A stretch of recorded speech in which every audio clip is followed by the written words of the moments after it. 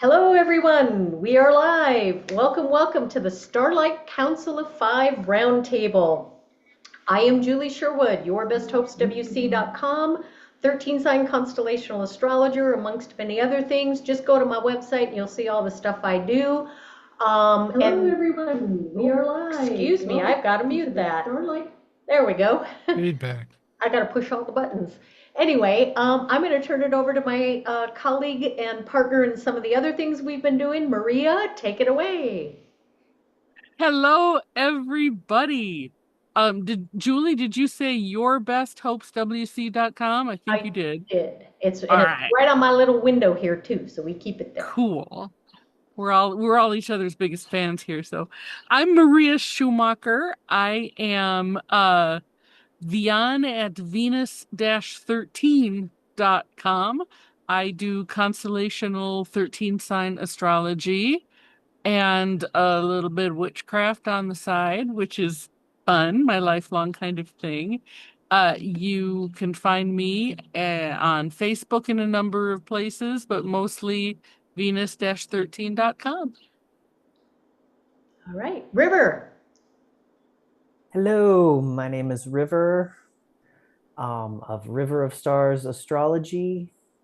I do 13 sign astrology, true sky astrology, astronomical astrology, many names for essentially the same thing. You can find me on Facebook, River of Stars Astrology, Instagram, same, and on Substack, the same, River of Stars Astrology, and Stan Store coming very soon, Yay, which will also be River of Stars Astrology. fabulous. Next on my screen, Michael. Oh, hello. My name is Michael. I practice out of One Sky Astrology. That's oneskyastro.com.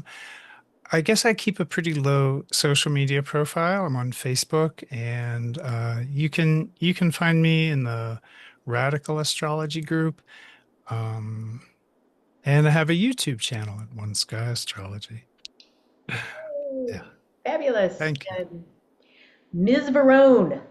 Hello, my name is Verone Bright. The main thing I'm doing is helping liberate souls out of limiting belief systems, and I do this by a multitude of things. One thing being tuned into the true life sky. I help you liberate out of limiting beliefs. I help you activate your star body so that you can live your authentic truth. You can find me, best place is Instagram at Starship Moonbeam. You can find me, Verone Bright, on Facebook, and you can find my podcast, Star Body Empowerment, on all live streaming channels. And yeah, we'll post all the links. Yes, we will. Cool. All right. Well, who wants to start in this basket of fun? Sorry, I couldn't resist. Come on, somebody jump in. Somebody jump in. Yeah, Go. Shall we talk I mean, back? I think it's an exciting day. Before we get to the basket, just the fact that Jupiter has entered Cancer, I find that to be an exciting thing. I just got a text. I mean, as a reflection of this energy, right before we hit play and record, I got a text. I have someone in my family who is giving birth at this moment, and I got a text. The baby's almost here. Yay. So I got think that text that too. is very much a metaphor for this energy. That expansive Jupiter enters the stars, traditionally considered of Jupiter's exaltation. So, yeah, this is the birthing portal, and I'm excited. Yay. Yeah, Yay. Jupiter always has been considered to do well in Cancer, but it's by the same sort of logic, not so well in Gemini. So it is nice. It's a nice like transition into like Jupiter just seems happier. And yeah, yeah. Seems maybe more empowered would be a better way to say it than happier. We don't I don't know. I don't presume Jupiter's happiness or mood as a planet, but certainly empowered in his energies in Cancer. He's definitely got a nurturing side, doesn't he? I would say Jupiter would make a great father, except that he would probably be the Disney World father, right? That over under thing that Jupiter has. He's either like the total, yeah, spoil him and all of this and just whatever, and the most loving, awesome Disney World father ever, unless he's completely neglecting them because he's off chasing some woman, in the form of a swan.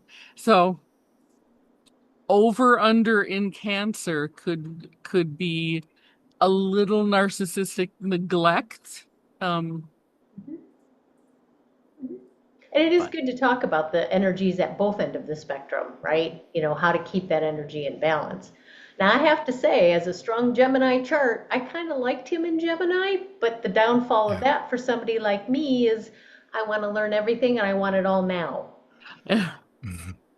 So this is a time to get into that nurturing space of the things that I played with in Gemini. Yeah.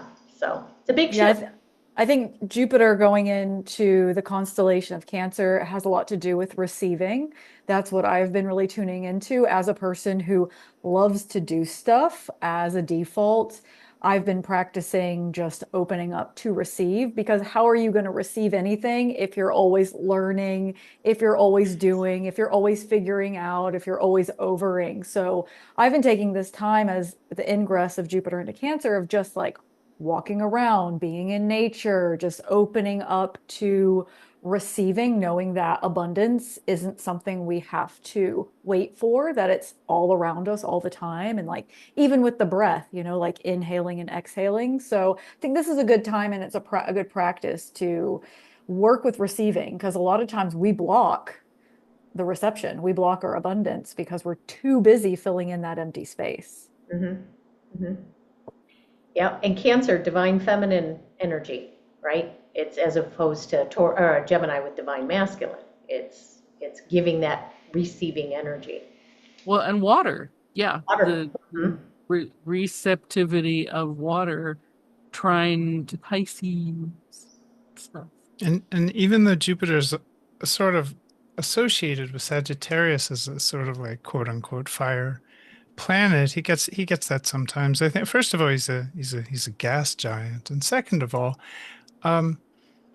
the energy that he shares with Sag is like that moving forward, really instinctive, just kind of like goes for it. And I don't know how well Gemini's kind of like mental approach to everything really favors his activity, but I know that in the old Hellenistic way of looking at Jupiter, he was known to be warm and moist. Those were his qualities. And like the like Saturn is like cool and dry, and Jupiter's warm and moist, and that's the qualities for growth. And I think Cancer lends itself to that. It aligns with that maybe the moist anyway. And yeah, it's interesting to think about it in all these ways.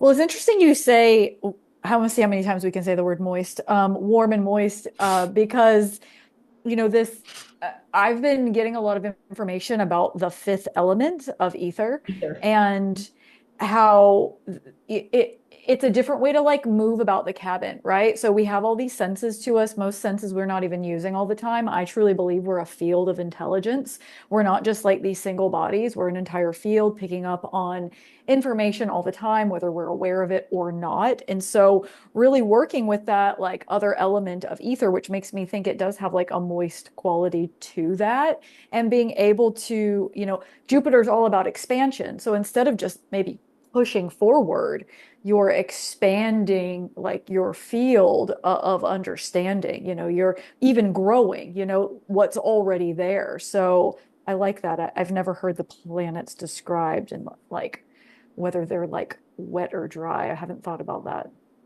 I like that too, that warm and moist qualities of growth, and then the nurturing aspect of Cancer, and then fatherhood.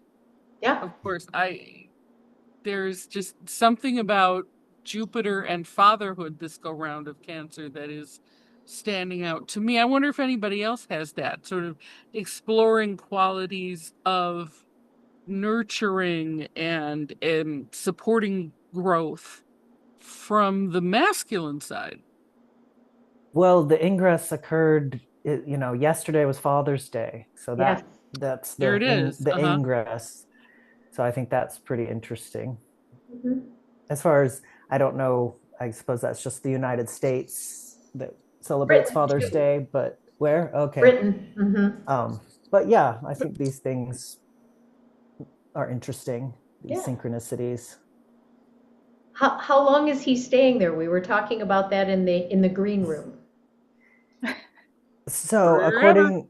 according to the constellational boundaries of via Stellarium, the IAU boundaries, it's almost exactly 3 months. Today, the 22nd until of June until September 23rd, I believe. So I can let me show Yeah. those images. Yeah. 3 months through Cancer. He doesn't go retrograde, does he, until he gets to Leo? Correct. That's correct? Okay, wow. That's a Mhm. fast pass. Mm-hmm. Phew. Yeah. Yeah, I so As it's like opposed to Mars, who was in Cancer for what, 800 years? He was a Yeah, he went long right. time in Cancer. Yes, 795, he but who's counting? was. well, this first image is actually the September image. This is when Jupiter is leaving Okay. Cancer, but this is September 23rd. So yeah, I just think these 3 months, there's a lot of opportunity, but you have to reach out for it. Those blessings of Jupiter, you can just receive them, but I think also there's an active hand in this. Like, this is a 3-month like time to really bring in that abundance of Jupiter through these stars of exaltation. So that's the September image. And let's see if I have the other one pulled up. And then this is today. This is like right now. And so that's Jupiter just entering Cancer. Nice. Making at the center of Cancer, that's the beehive cluster of stars. It's like a stellar nursery. So again, that also known as the manger, and it has been seen as like the biblical manger, with their two stars surrounding it that are the asses, like not like donkeys, that type of ass, but they're like in the manger scene, the donkeys, and so they like guard either side of the manger. I think that there's a lot of astrologers who have placements here because it's the inception point, the source, that the manger, the birthing place. And like as astrologers, we're always looking at birth charts as a map of that moment. And so that's not the only possibility as a profession by any means. I mean, all kinds of things, but I just wanted to give a nod to astrology and Cancer. Yeah, but even the crab is like associated, like death, birth, rebirth gate. It's a gate of that manger, like Christ consciousness, that place of like yeah, that total illumination where, this idea of like where Jesus was born, also a place of death and underworld. So I don't think that life and death That's right. gates you can't separate the two, right? You can't have a life gate without a death gate. You can't have a life death gate without a rebirth gate. So I really see this as like, as we're opening up to more abundance. Abundance is so much, abundance is more than just money in your bank account. You have to be able to let go the death quality, creation, destruction of what is no longer aligned to who and what you're becoming, the life that you want. You can't keep clinging on to the same old things and expect yourself to open up to more. You can't have the same old clothes hanging in the closet and expect yourself to have a whole new wardrobe. So that death quality and that destruction quality is also like completely necessary for us to be able to expand into higher octaves of our souls and bigger, rebirths, even with the silver gate being activated with the sun, this place of like incarnation, this place of, Right. allowing more of us to come in to this life. We're not the same person that we were 5 years ago, 10 years ago, 15 years ago. We may have 12, essence 12 of years ago. 12 years ago, exactly, or even yesterday. We may have that essence of ourselves, but we don't owe anybody our old self. We don't owe anybody old versions of ourselves. So I do think that this summer particularly is going to be a time of like really deeply shedding those parts of us that just like are not going forward anymore. They're outdated. Maybe they served us to a point, but they don't anymore. To have a rebirth, part of you has to die, so. He stations Verone, may I? Sure. May I ask a question? Yeah, sure. I'm sorry, Julie. Do you No, mind if I ask Verone a question and follow up to what? I was just going to say he stations retrograde December 13th. So wanted to put that out there. Beautiful, beautiful. Thank you kindly. I was going to ask you, Verone, if you knew about the Chinese asterism in that is the main stars of Cancer in Chinese astrology. Have you ever heard of the ghost procession or the ghost carriage? Yes, I am. Okay, so I've got my iPad up right now, and I'm looking at my past notes. And that's literally what I'm looking at right now. So yes. Yeah. This is a very weird area of the sky. Yeah. And Jupiter's going to be pretty close to there when he makes his like real move, his real close contacts. And I think it's such an interesting point, whether it's like this, I mean, nurturing, emotional, inner growth point, or a death and resurrection, a sort of phoenix fire point. And it can be all the same. Mm-hmm. I don't know if we need to create a sort of mutual exclusivity between the death rebirth process and caring and nurturing and all the inner growth. It doesn't have to be two things. I think Cancer is very strange. Well, yeah, sometimes like being nurtured and cared for isn't always sweet. It's not necessarily coddling. Sometimes to be nurtured and cared for, sometimes it's like, you get a swift kick, and so the crab claws, you get some, right? For real. I mean, even the crab shell, that's like that hard exterior, That's So yeah. In Sumer. Oh, sorry, go ahead. No, I was gonna say that crab shell Cancer is like when the moon's there, it's very much about secrets, the place where we keep our precious things that we don't necessarily want everybody to see. Cancer, even when you look back to Cancer in Egypt, wasn't that a beetle? Yeah, the scarab. It was the scarab. Scarab, right? And I was going to point out that in Sumer, it was the snapping turtle, not just a tortoise, but a snapper. Them are monsters. Right. Yeah. So there's claws and there's shells, and it's not a friendly, let's let everybody in and have a good time. It's like, no, this is a place of nurturing, but it's also highly guarded. Yeah, like a temple. Yes. Yeah. Not everybody gets to come into your inner world and your inner temple. You're not just going to let any rando off the street come into your bedroom and crawl in your bed. Like, same kind of energies here. And this is kind of like very Gnostic too. It's like for those who seek and practice, life may change. For those that just rinse and repeat and do the same thing, you may not get it. It's for everybody, but maybe not everyone has the like guts to be able to like go in and bravely like seek that wisdom deep inside the scarab, the crab. It's for sure.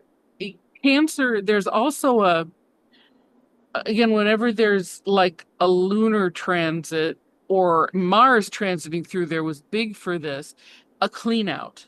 And Verone, you alluded to this. Like if you want to reach out for more, if you want to bring more in, Cancer reminds us that when we want to bring more in, we have to let go of. So you have to make space. Space is finite in this body, in every respect, and I wonder about the last we were talking about the last time Jupiter was here was 12 years ago. What kind of things did we clean out of our sacred temples 12 years ago? When maybe that had to do with fathers, maybe that had to do with Home. yeah, exactly, straight up home. Your living space. Speaking of Mars, I believe, River, when you showed the graphic for when Jupiter exits Cancer, I believe Mars was ingressing to Cancer. So as he's leaving, we get that last push to do that clean out that you just mentioned, Maria. Well, and Sun is going to be transiting during this time too. Sun and Jupiter are conjunct in Cancer on July 29th. Wow. Jupiter. Yeah. I'm taking notes. Do you want to see some of the time tables for this in transit graph form? Yeah, that'd be great. So River, if you want to take your Cool. share, there you go. Then Michael can jump in. Oh yeah. Fabulous. Let me While you're get pulling there. that up, I'm gonna just give a couple comments. We have a few live stream joiners here. Pillars of the Moon said they had flash flooding in Somerset today. Oh my goodness. Water expansion. She also mentioned Mars getting closer to Uranus, so we may want to touch on that. And then the Sprout Queen, I'm waiting for partner to be approved for Medicaid long-term care. Sounds like it could happen during this time. So. And as you pull that up, Michael, I just had a comment about the life-death simultaneity of this Cancer place. And that, so one baby is being born now, just a personal anecdote. I have another family member giving birth in a few weeks, and Verone will actually be in the room. I'm a doula now. What can I do? But this baby is named after his grandfather who died 1 year ago, and he's due at his grandfather's death day, and he's named after him as well. So just that. And he will be in that room. Yeah. Oh yeah. You know he will. Oh right. Yeah. So the ancestors and connect. I think that's a strong theme with Cancer, as well as the nurturing, the birth. But yeah, even crabs. The ghost. I always think of ghost crabs at night, the white ones that you. And that mystery. I mean, the constellation itself is really dark and mysterious. As far as the zodiac, it's very dim. So it has that nocturnal quality. I just want to say Pillars of the Moon said, amazing. Let me know if I can support from here. I support births too. Nice. Thank you. And Thank you. I wishing you well, Pillars of the Moon, Rebecca, with that flooding happening. Thank you both for sharing those personal stories. And Michael, as you were mentioning the not looking at death rebirth as mutually exclusive, we have one of our participants in the Constellational Conversations group that Maria and I do that looks at Scorpio, Pluto, 8th house as the composting site. And I love that because that in and of itself really describes that. That's it. Fecundity. It's so taboo. No one talks about fecundity at the dinner table. Although without it, you wouldn't be eating anything. It's it's perfect. 8th house, perfect example. I love that. Yeah, and I just want to say too, when people talk about like letting go, I think this is just people talk about this all the time, right? They're like, just let it go. It's like letting go and surrender is kind of one of the most grueling things you can do because it's not a passive action. It's not just like, well, I let it go. You're going to have to release it from your thoughts. You're going to have to release it from your daily practice. You're going to have to the amount of letting something go and surrendering over, especially if it's very old and very deep and something you've done your whole life, generations back, like surrender is a very active practice. It's not about apathy. And sometimes we have to let go of things that we wanted to work out. Sometimes we have to let go of things that, like, as somebody who's lost a lot of friends, like, I didn't want to lose those relationships, but I kind of had no choice if I wanted to continue forward. And so I just want to, like, give some voice to that, because I think people talk about letting go so much, like on social media, and sometimes it can feel excruciating. Yeah. And you have to grieve. Wow, yeah. You have to grieve. That's part of it. Even if it's a piece of you don't want to hold on to, there's still a grieving process that goes with that identity. And cancer, I mean, geez, talk about the perfect place to do that, right? Right. So, well, and just because you've let something go doesn't mean it doesn't follow you home. Right? It's gonna. Right. That part, exactly. You let it go how many times you have to let it go. Right. Right, really. But this, and here's, okay, so let me like dovetail all these like various ideas together. In light of babies and births, Barbault predicts the birthday of a new world age next month. Yes. Okay. Right. This So is where that's it gets so the good. whole this is probably where I should share my screen, because I think a lot of people watching are going to be really familiar with let's see, I'm going to do a different way, and okay, we'll try it this way. Can you see all this? Yep. Yes. Yep. Okay, great. So this is kind of a freeze frame, July 20th, 2026, which is the peak. You can see by the closeness in the aspectarian, the zeros. There are a lot of zeros, including Jupiter zeroed opposite Pluto. And this is the formation of Barbault's basket that people are very excited about. And it gets to this kind of maximum closeness. But Jupiter's here with the stars of Cancer in the beehive cluster and everything that we're talking about: death and rebirth, nurturing, growth, babies, new ages. And I mean, trine Neptune, this is a great signature for being in the right place in the right time, attracting wealth. In Pisces could be spiritual wealth, value. Sextile to Uranus. This is a signature of success, just big success. Uranus and Jupiter are like wild buddies. They win together. And Jupiter opposite Pluto, well, Pluto intensifies any opposition. So Jupiter is just kind of gaining the intensity of Pluto. And what Pluto needs is actually expressed in terms of whatever's opposite the chart from him. So Pluto here represents, or Jupiter here represents, a kind of key to Pluto. And that's how this whole thing lines up. It's like all of these are outer, deeper planets, like subconscious and unconscious forces. But Jupiter is where I think people will experience this primarily. So looking at Cancer is exactly the right thing to do and a great start. And I want to show the transits. This is just a little context. Like, this is the main event and what we're talking about. And it unfolds here. Go ahead. Did you have something? I was going to say, I love the idea of Uranus in Taurus and Jupiter in Cancer for setting that stability in the personal realm of things, even though these are, the outer planets. I think it's beautiful energy potential. Yeah, thank you. And here the transits of Jupiter joining the basket, he makes his relationships with all three planets. They're not staggered. They're a day apart, but they're not staggered. They'll take effect right after the new moon on the 14th, and they'll be in effect for that whole first week. And they'll be concordant with all this other outer planet stuff, which is the other basket aspects. So Neptune sextiles Pluto, Uranus sextiles Neptune, and Uranus trines Pluto right around the same time. We have like a week where all this is happening exactly. And this is what Barbault looked towards and said, oh my gosh, whole world gonna change. And that's my birthday week. Do you Here, have like the exact, okay, so I know that this guy, he's new to me. He's predicted many things, right? He's predicted things that have come true. He has done some like prophecy stuff.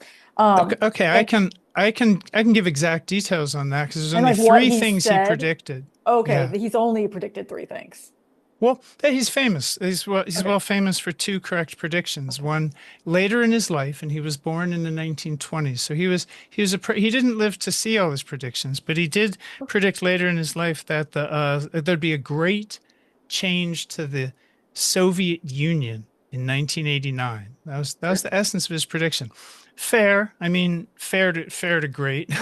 And then in 2020, he predicted a worldwide pandemic, like full stop, a worldwide pandemic. He was ahead of everyone in this panel by leaps and bounds. You know, we all looked at that coming and we all said, "Oh shit!" But no one was like, "That's a worldwide pandemic."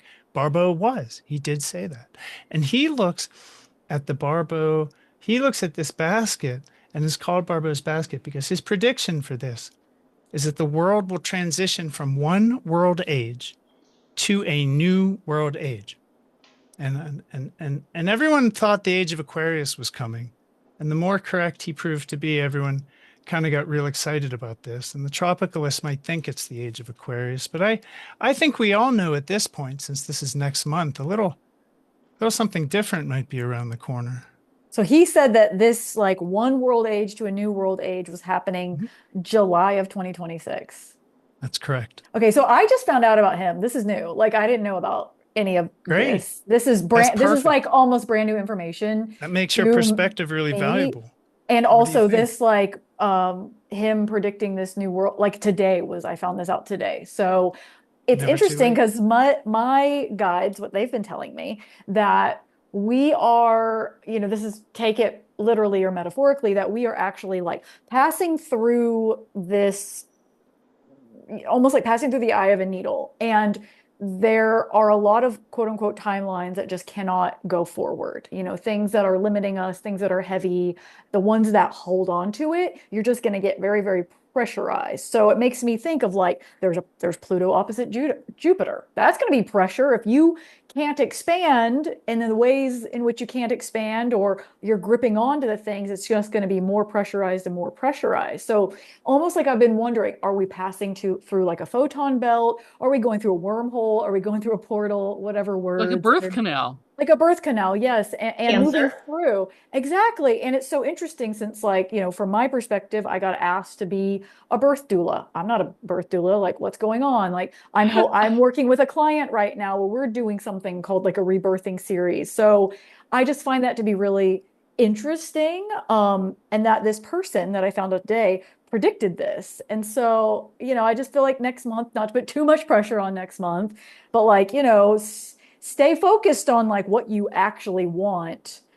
not what Right. you don't want. Not don't bypass things, but like, don't grip onto the shit that like hasn't been working, because it really needs to be let go. So And I don't know, it Saturn, feels You were exciting. talking about letting go and surrender as processes, and I had thoughts. I think they're worth sharing, Verone, because I think you're exactly right about the here. I'm going to share my screen just for a moment because it'll help inform what I'm talking about for as the you're doing astrology that, people. I'm just going to jump in real quick. And I think the support that can come from that don't hold on and surrender is that Saturn in Pisces, even though he's not part of the basket, but that's that if you keep holding on, Saturn in Pisces doesn't let us hold on to anything that we want for the long term.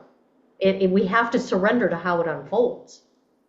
Yeah, you're not in Right. control. I think the That's more right. that we can realize that, you can Right. choose what juice you're going to Right. drink today, but overall, a lot of this is not within our control. And the more you try to like put God in a headlock, the harder things are going to be for you. Take God Right. in whatever word you want.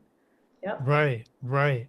Okay, that is exactly why I wanted to show this because what you're talking about is like these aren't really like sometimes Uranus, sure, sometimes for some of us, but mostly these aren't like accessible forces.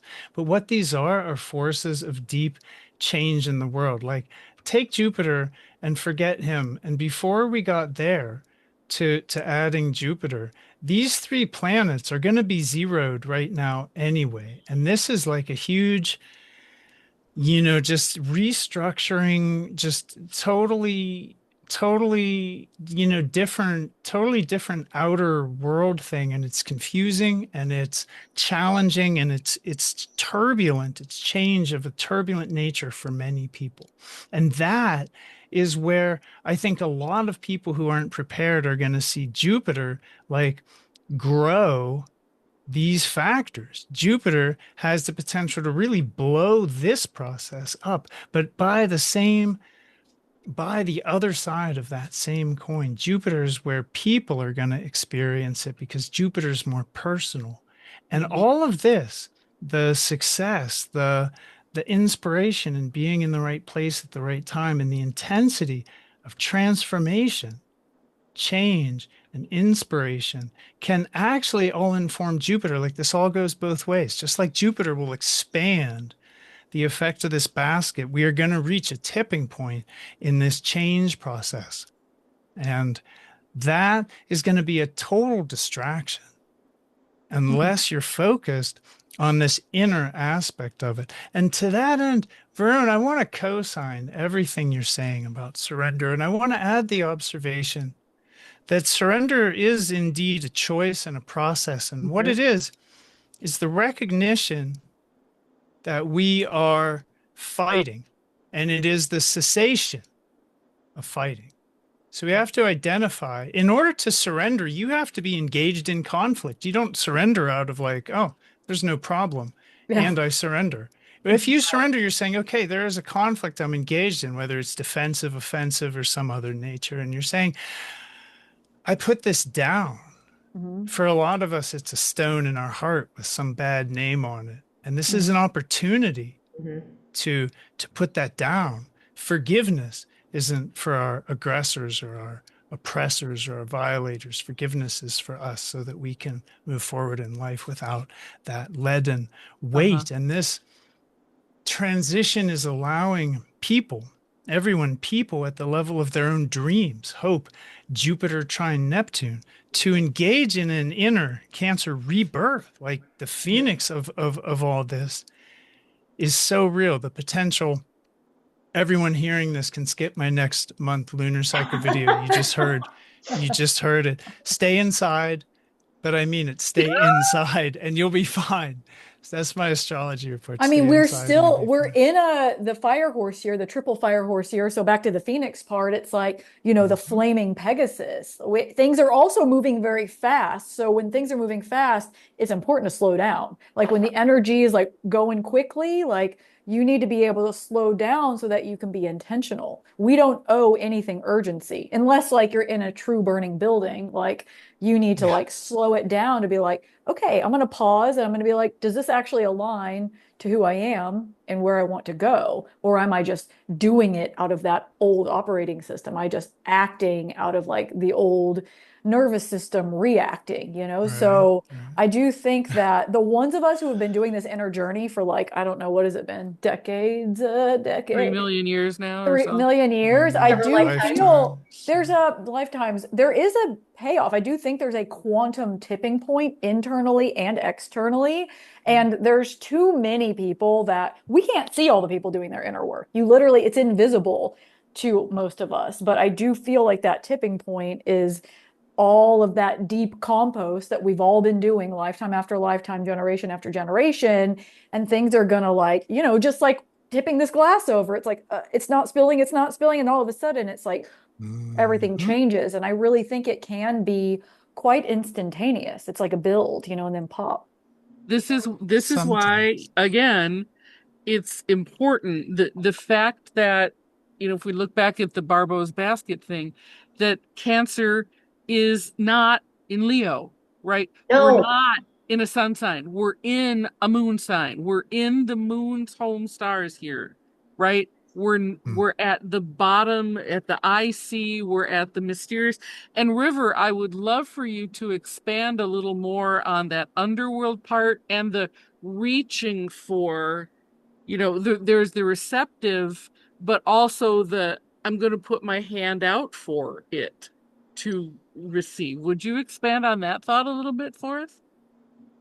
Well, that thought is about Jupiter in general, Mhm. that Jupiter's blessings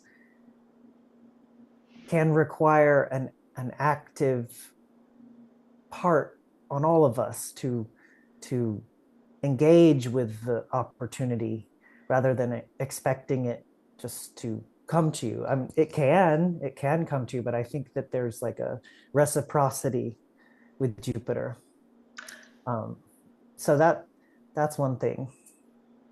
Were you I going to think say of something? Jupiter River in a really similar way, like an ask and you shall receive, to get a little biblical Ask about it. But the and thing is, the asking and the receiving are somewhat like engaged. You know, you have to make space and you have to, Verone, you touched on this earlier, that receiving is an act. It's not just something you just stand around like maybe goodness will fall out of the sky like a fruit into my hand today, but you actually, you know, a lot of people engage in the asking for and then opening to Receive. that answer. And both magical acts are relevant to the fruition, the idea that this works at all, which we have this idea and we know how it works. But receiving isn't something you can do if you're closed to it.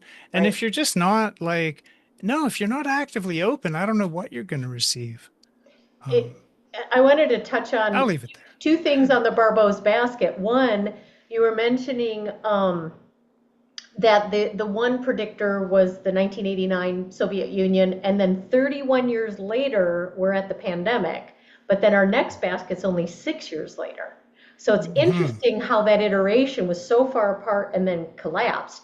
But the other interesting thing is looking at the fact that these outer planets, and for those who may be new, Pluto 248 years to go all the way around the zodiac, Neptune 165, and Uranus 84. So in a lifetime, we experience these energies in a more generational, collective kind of way. Again, for people who may not be aware of that. And as we already said, Jupiter is only 12 years. So many of us get a return several times.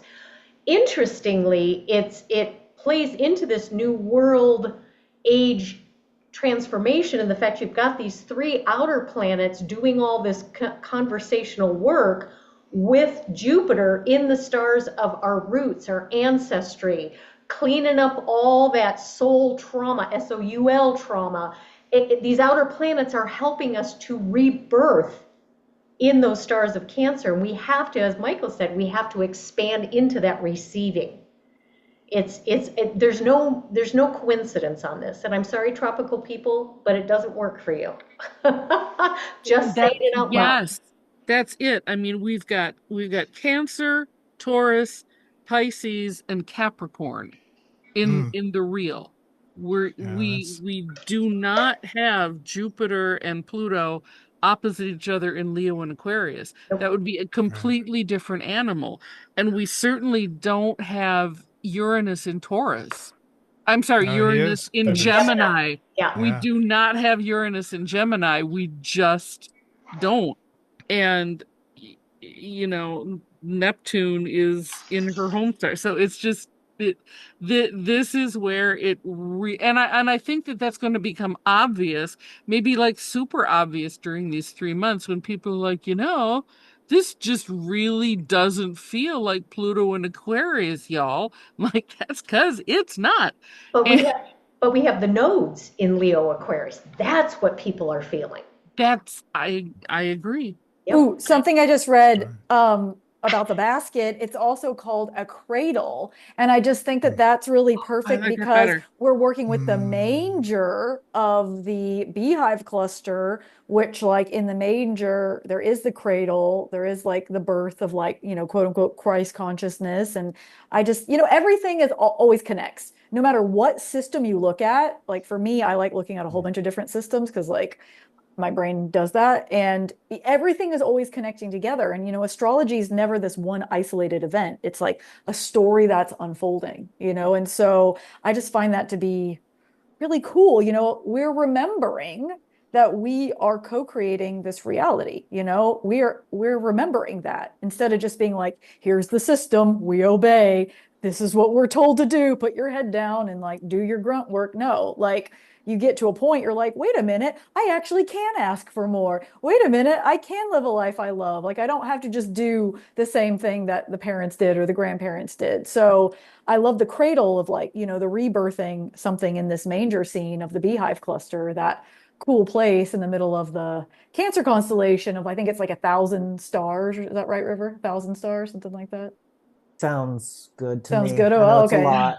1,000 stars. It's A also lot. it's also the place of the bee priestesses. It's a beehive cluster. So the bee priestesses, the Melissa priestesses, the ones at the Temple of Delphi, they're the ones that actually trained Apollo and that whole lineage of oracles. So this is really a time of like deep, deep, deep intuition. The more that you go in yourself, release what's not you, you're going to know what you want, who you are, and how to show up for it. So, oracular knowledge isn't just for a few chosen. We all have our deep intuition if we choose to listen to it.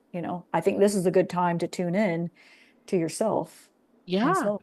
Well, and look at how much underworld and water and moon energy is active in this. It's not sun signs and rainbows. It's Cancer, it's Capricorn, it's Pisces, it's Taurus, it's not Leo and Aquarius. It's built in the deep waters, the connection between Cancer and Pisces with Neptune and Jupiter there is so profound. I mean, And I think even Capricorn and Pisces with Pluto and Neptune being sextile forever, and they're sextile forever, right? They're sextile for a Oh, let me show really, you. really long time. wait, will you say Let that me again, show Maria? you. Will you say that will you say that all again? Sextile forever before that? Yeah, Neptune and Pluto are sextile forever. Neptune in her home stars, where she's there forever because it's a big sign, and really she's still in. Forever, and as how long is forever? Michael?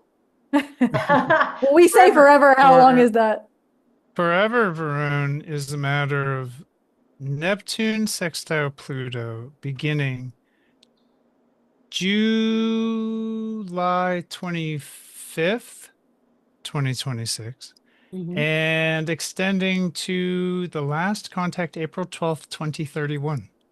Okay. So That's not forever, but that is yeah. the longest part of the basket. The other Okay. parts of the basket, like Uranus, Pluto, which is definitely going to be catalytic, haven't started yet. And actually, the first contact will be July 18th, 2 days before Big Barbault and his cradle. So that kicks off with Barbault and makes 5 more contacts. That's Uranus, Pluto. We haven't seen that yet. We'll start to Really? see that.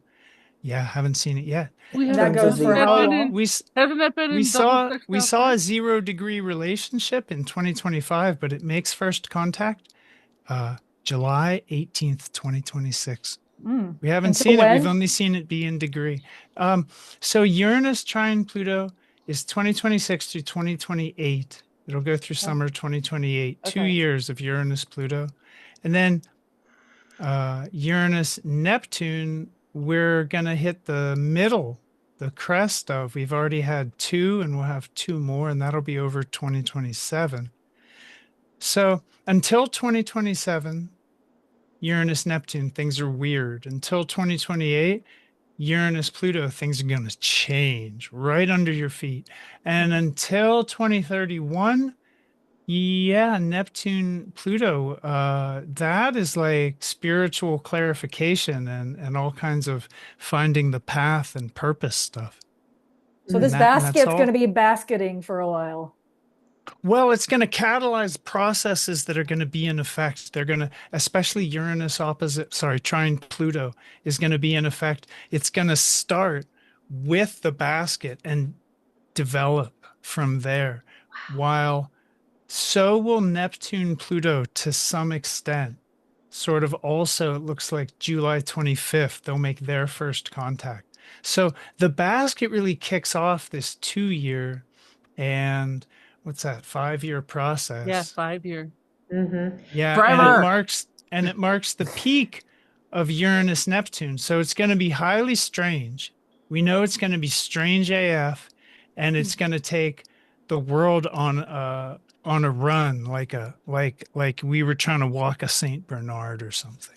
Well, and My take on that. Pluto, Neptune are retrograde, so you've got some pullback on their energy a little bit. And 5, numerologically, we said 5 years. 5 is the number of change. So Mm, I think we're in it. And I, somebody in our chat, the Mythology Studio in our chat said we're going to be basket cases. Aren't we Yeah. always? I thought I was maybe. already. I'm already cray cray, so I'll But just you know, tune you in. can Call it a cradle. weave a new basket, There right? you go. Yeah. I wanted to just ping another like time period in that when Jupiter and Pluto conjoined most recently, that was 2020. Mm-hmm. And I remember just a world event that occurred at that conjunction. It happened, I think, 3 times because of the retrograde Yep. motion of Jupiter and everything. But the big explosion in Beirut, if you all remember that Yeah. massive explosion that occurred in Beirut, happened at one of their conjunctions. But it also just the year 2020, as far as it being one of the years in the Barbault predicted, but that's also the conjunction of Jupiter and Pluto. And now I see the opposition as like the full moon between the two. And so I just think it's quite incredible that at this full moon between Jupiter and Pluto, all this other stuff is happening. Right. And It's yeah, brilliant. It's brilliant because it's just like that. The what met as a seed in the new moon is now in like full expression, and what 2020 wanted from us, right? It's we're through with 2020, but this process isn't through with any of us. So we're We're still at it. yeah, this whole thing, this whole transformation is going to be, like you said, Verone, a birth process. It's not just a moment of vivid entry, explosion into the world, but there's a gestation period and a process, and there's all kinds of things that happen on the way to a healthy new born baby. That doesn't just, oh, that just happened. There's going to be No. something for the next couple of years. Oh yeah. I mean, look around. I mean, there's amazing things out here and there's also crazy stuff out there. I mean, maybe that's just Earth. Maybe you have to experience like the beauty and the terror all together. I don't know if like we're ever going to get to this place that's like utopia. I'm not sure if that's what Earth is about, but do I believe that things could definitely change for the better? Absolutely. Do I think there's things on this planet that like need to go? Absolutely. And I do believe that our perception and our deep inner knowing that things can be better is really important. It's like for me, I was born into a very abusive family. If I just thought, well, this is all I get, I'd probably be dead. But I always knew deep inside of myself, well, there's got to be something better for me. So I do think that Jupiter, that inner faith of like, I know that even if I cannot see it around me, even if I can't touch it right now, I know that it exists. I absolutely know without a doubt in my mind. And I'm just going to keep on moving towards that with inevitability, whether that happens tomorrow or in 10 years or in 20 years. And I think that having that unshakable, unbreakable faith is something that has to be fortified every single day. It's a daily practice. It's not in a book you read. It's not in one mantra that you say. It's every single day waking up and knowing and feeling and living like that. And I truly believe that's what can change this planet, Mm-hmm. Changes a lifestyle. I love that. I And love that. it's like And gestating an elephant. Right? it is. No Does thank anybody want to see the full chart for July 20th? Sure. sure. Full chart sounds good. Oops. Also, elephants feel Jupiterian. Just saying. Ganesha. Yeah. I don't Well, know. in that 2020 conjunction, that's when I uprooted my entire life from the place I lived 34 years and moved to Arizona knowing nobody, and it was in my fourth house. Oh, Oh, wow. Yep. Yep. power moment. Yep. Yeah, and this chart is 4 days after my birthday. Can we make it bigger? Oh, yeah.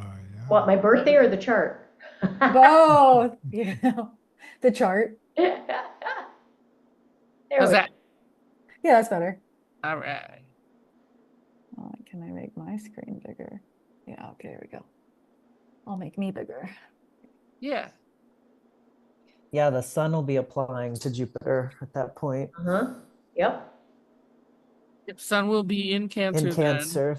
then. So Yeah. you can see here's the Pluto opposition. There's one.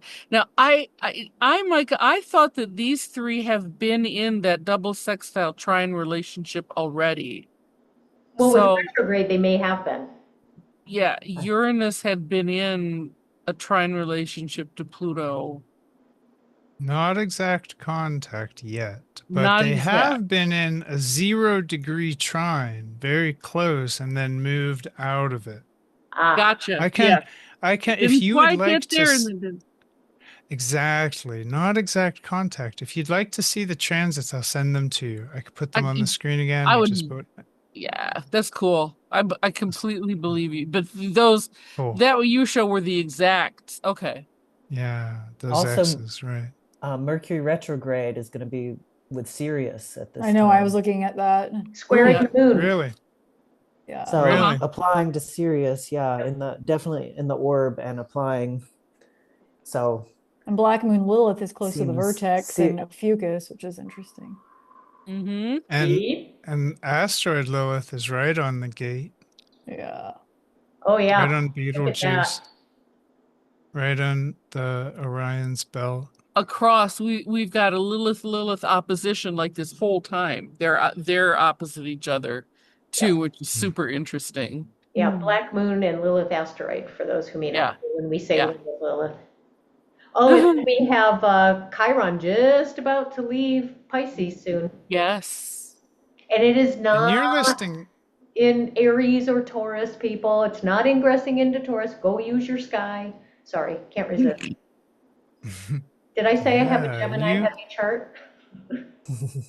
you have And then- Sedna in this chart, Maria. That's I great do have because Sedna in this chart. Sedna is really affecting Uranus right now. Very, very Yeah. close to the ecliptic Sedna is. And Sedna has like 11,000 years, 11,400 year orbit. So when Sedna joins this energy of the basket and joins via conjunction with Uranus, we're talking about, and Sedna's near to perihelion, closest point in their very elliptical orbit to the sun. So bringing in energies of great antiquity. Talk about what you were doing 12 years ago. What we were doing 11,400 years ago was coming out of the Wisconsin Ice Age and establishing civilization such as we understand it today.